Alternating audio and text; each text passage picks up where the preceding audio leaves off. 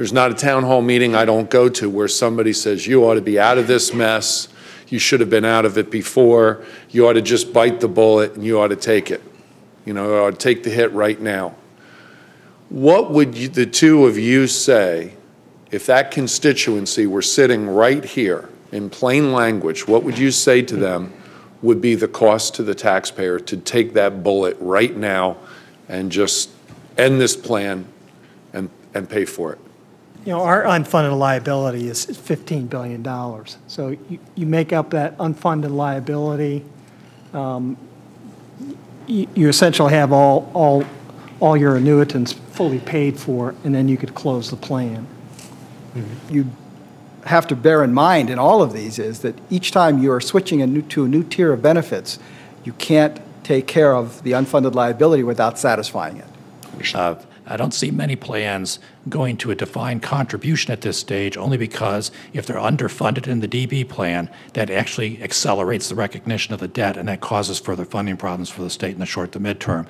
And it's a question I get all the time back in the district, and that is, why don't you as a legislature go to a defined contribution plan for all public workers versus a defined benefit?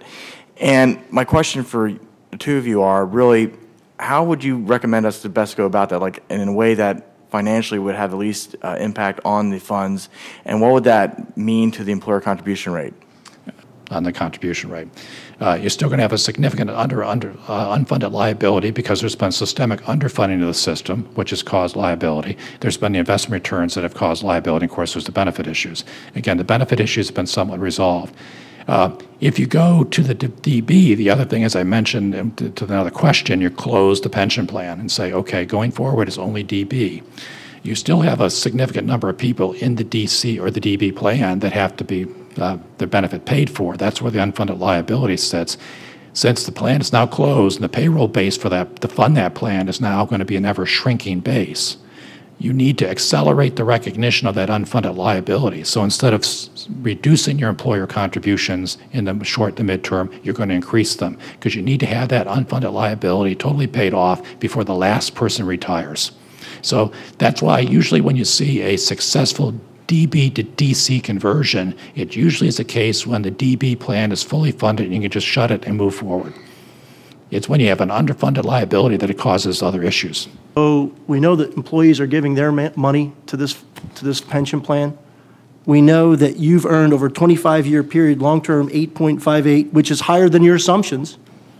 And then we are still at a underfunded rate of, I guess we're funded at a 70+% rate.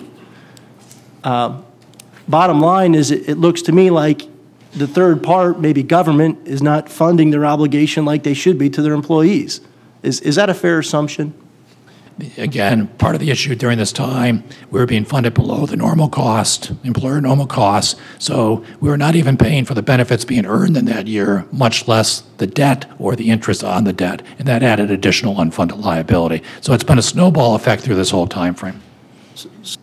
It would take, we would have to realize an annual rate of return of 13.5% for 10 years in order to make up the funding gap.